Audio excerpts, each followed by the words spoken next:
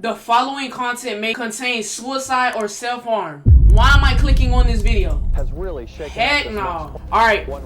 Yep. Murder, suicide, viewer discretion is advised, my nigga. Cannon says right now he can't offer much comfort. It was March 3rd, 1989, in Berkeley County, South Carolina.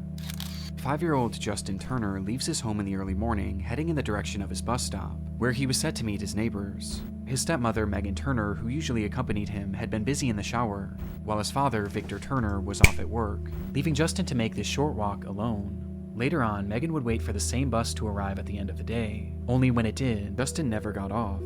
In fact, according to the bus driver and the neighbors, he never even made it on the bus in the first place. That night, Justin Turner was reported missing, and the search to find him was underway immediately. It was the third day of the search, March 5th, 1989, that yielded its biggest turnout, with volunteers from the community banding together with law enforcement to help find the young boy, with the group being accompanied by a camera crew from the local Channel 2 station, as everyone shared the same hope that the child would finally be found. And so they were off, with many searchers directing their focus on the nearby woods, while others, including Justin's own family, would search closer to the property as well as its neighboring land. This included rummaging around various sheds and piles of trash, as they were made to leave no stone unturned that day, with everyone geared up for a long, grueling day of searching. Though in the end, all they needed was a few minutes.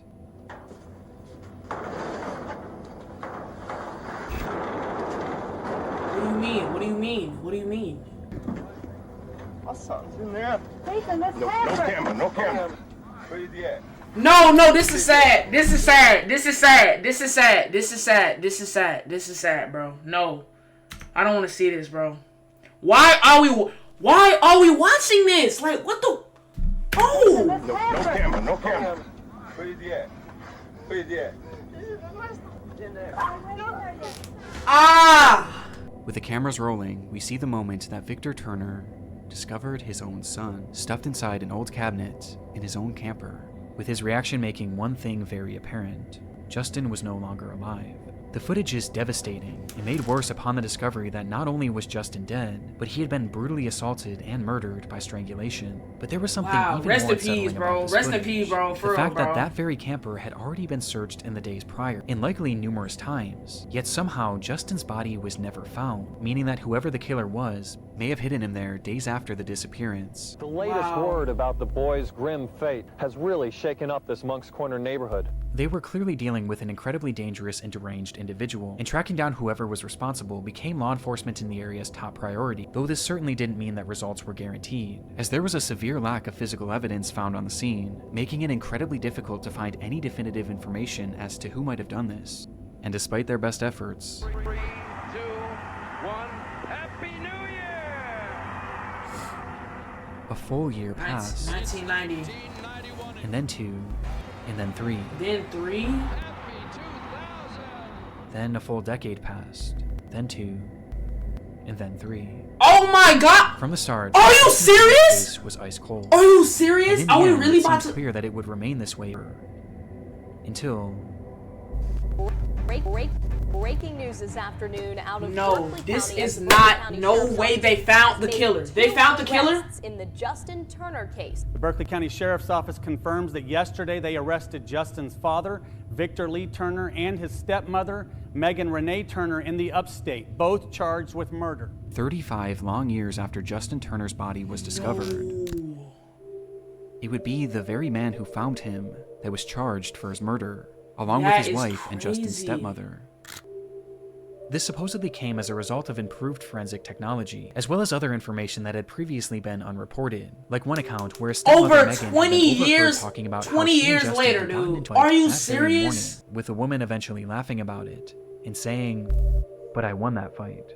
From the very beginning, Megan was always considered a suspect in this case. In fact, she had even already been arrested for his death at one point in 1990, but was swiftly released on account of a lack of physical evidence. And this lack of physical evidence is still a factor to this day, as the recent arrest of this couple hinged mainly on circumstantial evidence, with one of the key pieces being that news footage. Investigators pointed out a number of strange moments in Victor's behaviors and actions that day when they went back and reviewed the recording, with the most glaring being that he had found his son literally seconds into the search, entering that camper and going right through the drawer that he was hidden in, almost as if he knew where to look. He knew exactly and given that he where owned to the look. property and he owned the camper, it makes more sense as to how Justin's body could have seemingly just appeared there, as he and his wife were the ones who had the easiest access to it. On top of this, upon finding Justin, Victor didn't rush in to check on his condition, and he seemed to just assume he was dead despite only getting a quick glance. He didn't rush to hold him, he didn't yell out to him, he just backed away and told those around him that he had found his son.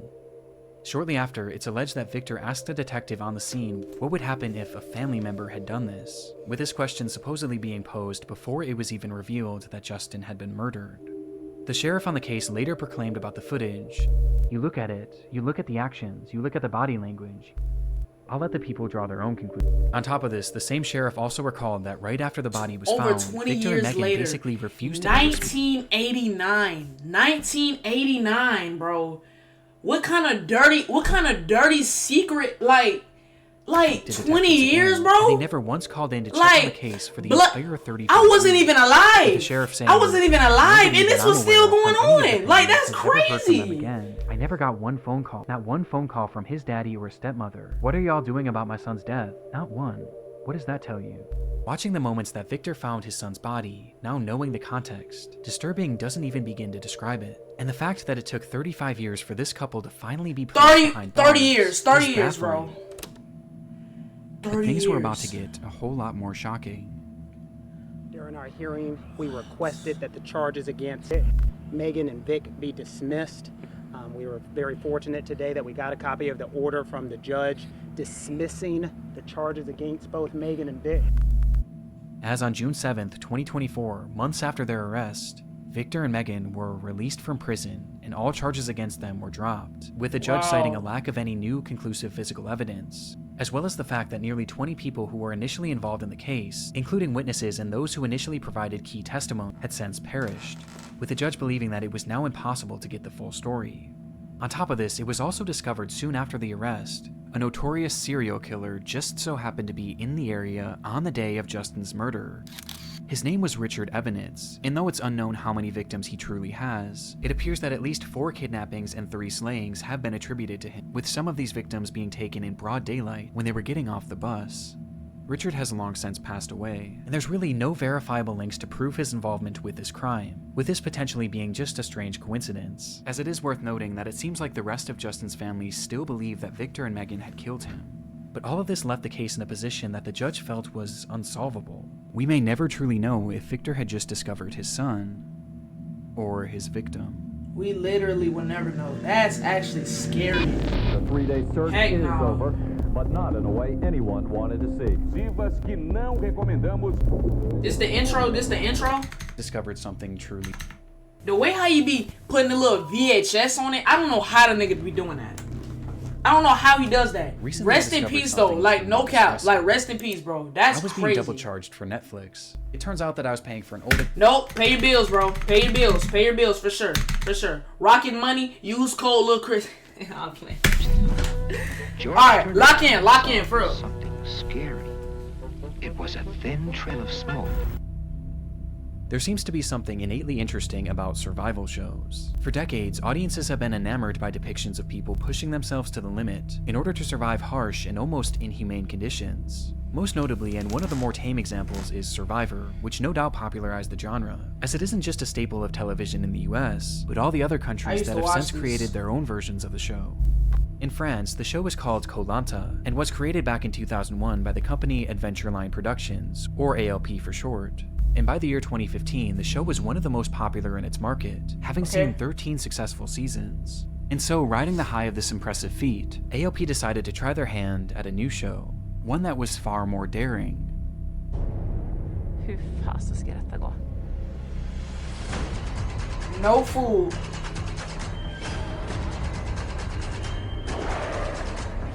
So wait. He had dropped another one on their head. Dropped. The show was called Dropped and would follow 2 teams of 4 contestants who would be blindfolded and dropped into an undisclosed location each week via helicopter, with each team having the same mission: make it to civilization, charge a phone, and make a rescue call. And the first team to do so would win, while the losing party would have to vote one member off.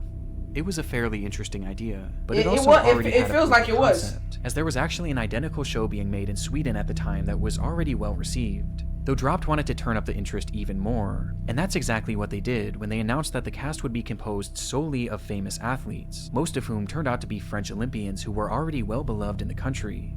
It had all the makings of a certain success, though in the end, this show would never actually make it to television, with the showrunners proclaiming that the program would not see the light of day. And this was all thanks to the events of March 9th, 2015.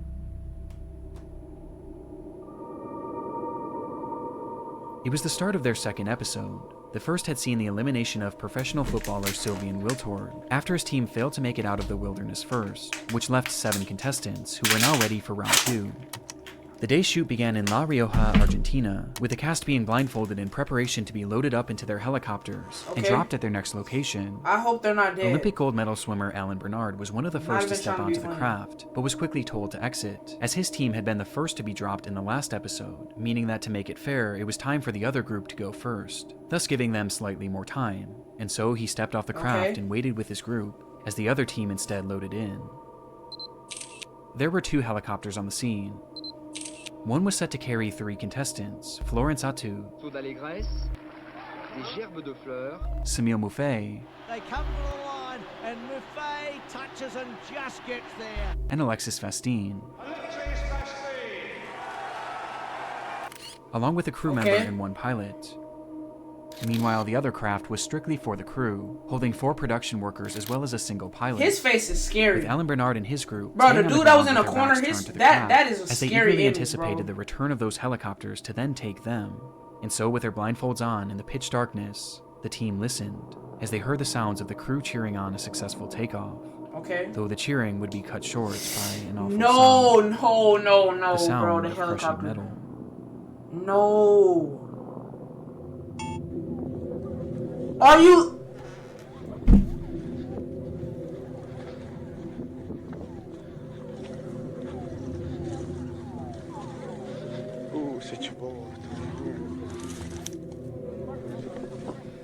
Bro.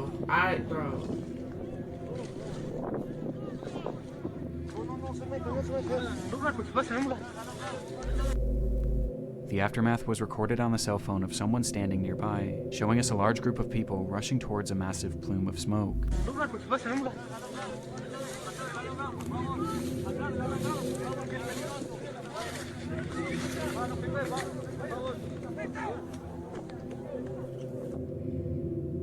That is actually sad, bro. Rest in peace, bro. Mangled and reduced to an unrecognizable mass of steel, with none of the contestants being able to make sense of what had just happened. It's very possible that the incident itself was captured by the production's own cameras. However, this footage has never and likely will never be released. Though coincidentally, they weren't the only ones recording, as someone watching nearby just so happened to be filming the takeoff of these 2 crafts, showing us the reality of what had just transpired.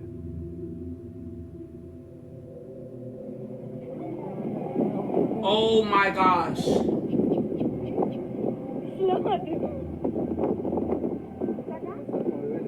Oh! Bro. Oh!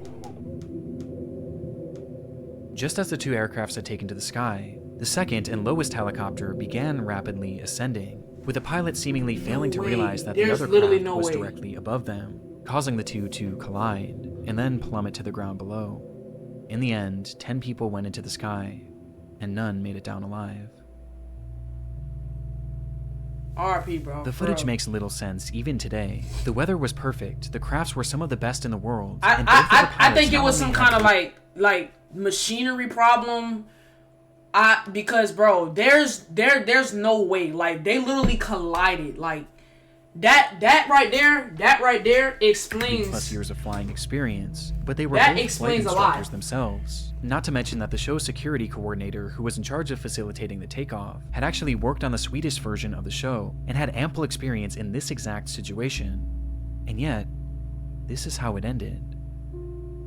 It was eventually determined that the higher helicopter was likely flying out of visual contact from the lower helicopter, and that the pilot of the ascending chopper likely just didn't realize how close they were, with reports also indicating that he may have been distracted by the actual filming process, something we've tragically seen before. We're gonna pull out. We don't know what has just happened right there. And because of this, it appeared that at least some pilot error was to blame. But it was ALP that was found largely responsible, with alleged serious safety oversights being discovered later on, with it appearing that this crash was the result of multiple small factors coming together to form one catastrophic accident. After the incident, Dropped was swiftly cancelled, while the team that had so narrowly avoided getting on that flight and in turn likely having perished themselves were left in complete and utter shock, forever changed by the accident. With Alan Bernard, the man that's said to have been physically on that doomed craft for a split second, later recounting that there was a life before and after Dropped, because you don't come out of such an accident unscathed. In the end, ALP was indicted on manslaughter charges and found to be an inexcusable fault for the disaster, though it doesn't really seem like they faced any sort of actual legal punishment, with the company continuing their work on other programs to this day. But one thing that I was surprised to find in my research was that ALP is actually no stranger to the world of disturbing television moments. In fact, they had experienced one just a single year before this accident. What? As mentioned previously, ALP was already quite versed in the world of survival television, as they had run 13 successful seasons of Koh Lanta. Though what I failed to mention is that the company had actually produced 14 seasons. Or at least they attempted to. It was season 13, during the very first day of filming, when contestant Jara Baban collapsed after the show's second challenge, with the show continuing to film as if nothing happened.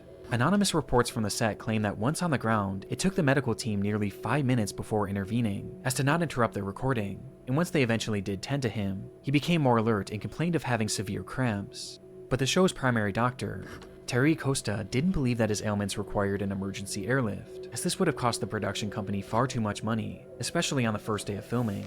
Instead, Jara was diagnosed with dehydration and was brought back to their makeshift infirmary, where he would lay for nearly 2 full hours, until he was finally taken away by a proper medical team. On his way off the island, Jara Baban would pass away from cardiac arrest at the age of just... Pause it, bro.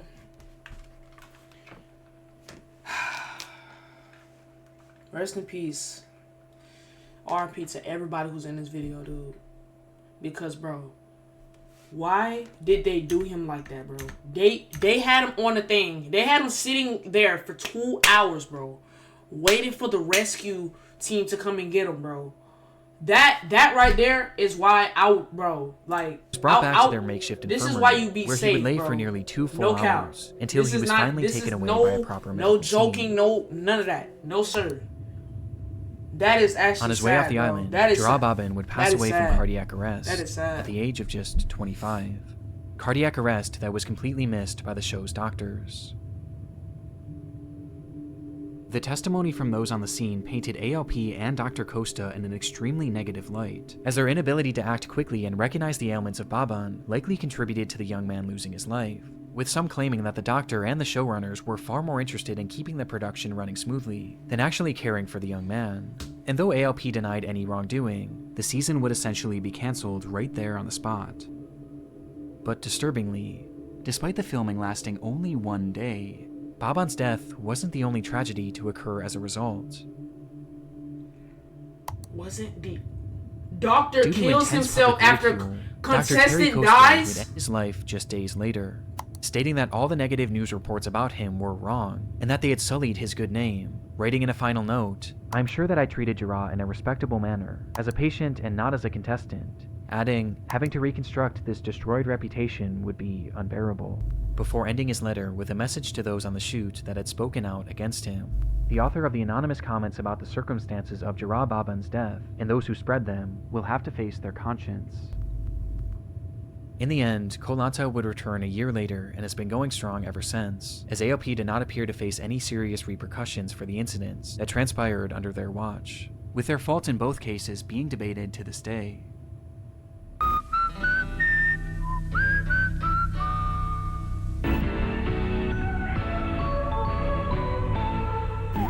Like, what What are we watching, bro? Emergência 911. A vida como ela é na Emergent do SBT. 911. It's July 5th, 1993, in downtown Sao Paulo, Brazil. A doorman working at a busy office building looks up to the sky and notices a woman sitting on top of the structure, her legs dangling 7 stories above the pavement below. One wrong move away from certain death. Precisely what she wanted. The man calls the police immediately, though surprisingly, they wouldn't be the first on the scene, and instead, they were beaten by a camera crew. The group was from the show Aqui Agora, a news program from the network SBT that had become notorious for their sensationalized and shocking stories. In their history, they had captured live footage of police riots, kidnappings, and even murders, which they would then broadcast on air as part of their show. And this That's a show? Was their content for the day. Nós fomos ver o que estava acontecendo. We went to see what was. Quando nós chegamos ao local, o corpo de bombeiros That is chegou, real, eles chegaram bro. junto conosco. Is this, bro? O que é um suicídio? Onde? Nós vimos junto, um bebê olhou pra cima, tava lá a menina, sentada no parapeito. E eu tomei um susto, a câmera olhou também, nós tomamos um susto.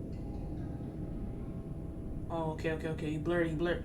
Bro, no, this is actually crazy. Her name was Daniele Alves, This and is at the age her? of just 16, she had entered that office building and climbed up to its roof with the hopes of ending her life.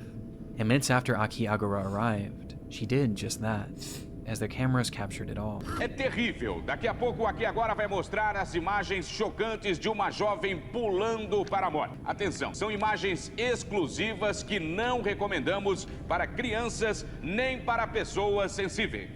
Later that night, that footage would be packaged together into a roughly 10-minute segment, which the network promoted heavily throughout the day, hyping it up to be one of their most shocking episodes ever. And supposedly, it was. As though it appears that the full segment is currently lost, the footage of Daniele's fall was said to have been displayed almost entirely in full, showing the moments just before and just after she had landed, where she was said to be still somewhat alive. It was more than shocking, and left viewers outraged that something of this nature could be shown on TV. But while showing Why the is it footage being proved shown highly on controversial TV? enough, it was the context surrounding the footage that made it even more depraved. As mentioned previously, police were called to the scene to assist in efforts to help Daniele Alves, yet the first to arrive was that Aqui Agora news crew. And this wasn't a coincidence. They were all about capturing events as they unfolded, and in order to be the first on the scene, they actually tapped into the police scanners, monitoring all of the calls and information being passed through officers in order to get leads on potential stories, which is how they got word of this incident, hearing the calls and speeding over as quickly as possible. It wasn't illegal per se, but it surely wasn't ethical either. And this was only the start. After Daniele jumped, the crew that had filmed her had already captured their dramatic footage for the day, and as the officers and medical personnel dealt with the aftermath, the crew decided to turn their focus to the next element of their story: Daniele's parents. They packed up their equipment right away and headed straight for the home of Daniele's mother and father, with it being unclear how they even got that address in the first place. And there, they once again had how are you getting this We're still back information? at the scene trying to piece everything together. Though rather than waiting for them, the crew instead decided to take the lead, going up to the door, ringing the doorbell, and telling Daniele's parents that their daughter had just passed away. The crew then supposedly took the parents to the police station, consoling them all while their cameras kept rolling, as the crying parents made for the perfect footage for their segment. Are you serious? Exploitative is the only word for it. But what they did next, well, that was something far more evil. This is a movie. Having dropped the parents off at the police station, the disgusting. crew then got to work creating their segment for the night. And as part of it, they needed to find a reason as to why Daniele did this. They first theorized that this was likely due to a drug addiction which had somehow spiraled and led to her jumping, but then they decided that that just wasn't dramatic enough, and they instead shifted to a different story, one that they reported to all of their viewers as if it were a fact. They reported that Daniele Alves had ended her own life because of her abusive parents, placing the entire blame on the family that they had just supposedly helped. And there was one massive issue with this. It wasn't even true. The claim appears to have been quite literally based on nothing. It has no verifiable backing and seems to have been a complete guess. In fact, just days later, Daniele's best friend spoke out and said that Daniele had done this because of a broken heart, not because of drugs or any sort of abuse. It's sickening, as the crew cared so little about Daniele's own story that they seemingly just made up their own. And imagine for a moment being those parents, going about your day when a TV crew comes to your house and tells you that your daughter is dead. And despite consoling you, those same people then broadcast your daughter's death for the whole world to see, and blame you for it. Naturally, this didn't go without repercussions for Akiagara, who had crossed the line in the most soulless way possible, and the effects were swift and powerful, as the rating soared 33%, making it more popular than ever before. The network would end up being sued by Daniela's family, who was eventually awarded $1 million as a result. But realistically, no amount of money could ever be enough, as the show's actions permanently affected that family and destroyed their grieving process in a way that I can't even wrap my mind around. But this did little to slow down Akiagara, as they remained on the air for 4 more long years, during which they leaned even more into these unfolding crime stories, leading to them witnessing numerous other deaths, and even being taken hostage themselves on Why is this a occasions, show? would continue on Why until should the year this be a show? When one day the show was pulled due to its declining ratings, and in its place, the network would instead begin airing The Disney Club. Why is it blurred on the right side? Why is it blurred? That is scary. That is scary, bro. You look down the track and there is a train coming toward you. What do you think would happen?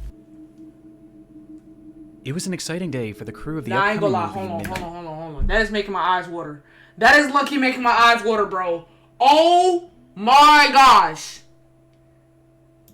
What, bro? Oh my, no, that is scary. That is scary. You see a train coming towards you. What do you do? Like, whoa, that's scary, bro. That is scary.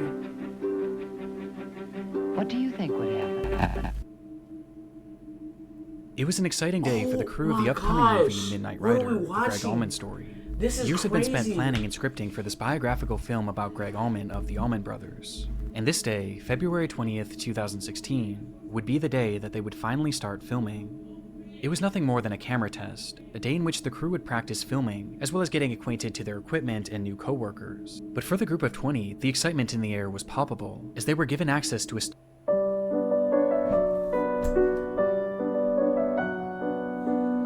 Free Corky, bro. stunning piece of land in Nahunta, Georgia. So stunning, in fact, that the film's director, Randall Miller, just couldn't wait to begin the actual process of filming. Slicing through the property was an old railroad that had crossed over a scenic bridge raised high above the Altamaha River, the perfect location for a shot that Miller had been envisioning. It was set to be a dream sequence where Allman's character would wake up on a hospital bed in the middle of the tracks and see a vision of his brother, and it was a shot that Miller just had to have. However, there was one condition. The crew was given permission to film on the property, but not the actual railway, as this was owned by a separate company named CSX. And when Miller asked them for permission to film the shot, he was denied multiple times, as these tracks were still very active, making it far too dangerous. That's what I'm saying. But being on location, why are you seeing that bridge, bro? When you know, bro, you literally know that there's a train. A train can possibly literally like run through anything, any kind of camera equipment, anything that you're trying to set up in the middle of the track, bro. What are you doing? What are you actually doing? Like, Miller bro, couldn't help himself. in the middle. And so he directed his crew to set up the scene anyway, believing that they could quickly steal a shot. Are you serious? Miller had supposedly done his research too, and discovered that only 2 trains were set to roll through the area that he knew the general intervals in which they were supposed to pass. Based on this, he figured that those trains wouldn't arrive for a few hours, giving them more than enough time to film the movie's you don't do first that, scene. bro. Like, And so they quickly set everything up, rolling out a metal hospital bed and placing it towards the center of the bridge, with Miller assuring his crew that this was in fact safe, and that they had nothing to worry about, as the camera began to roll. that is disgusting. Minutes later, the bed began to shake, and the silence around them was shattered by the sound of a whistle.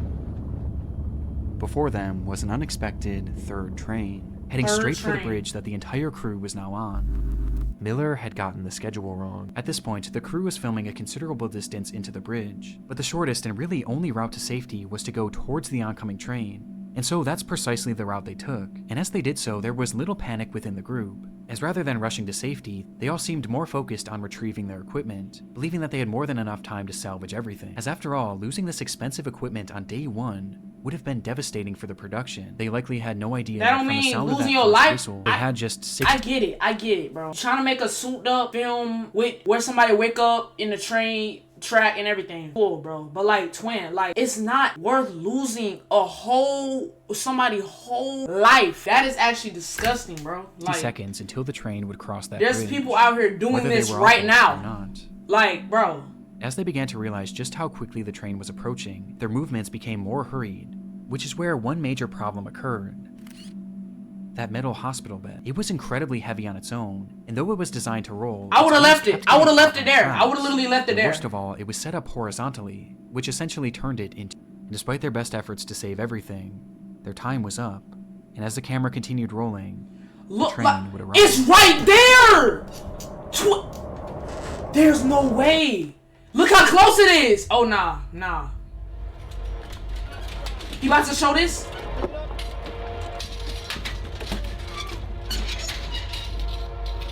Get out of there!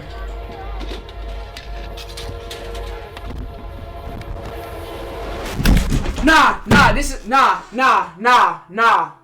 bro. This is on YouTube. This is on YouTube. This is crazy. This is actually crazy, bro.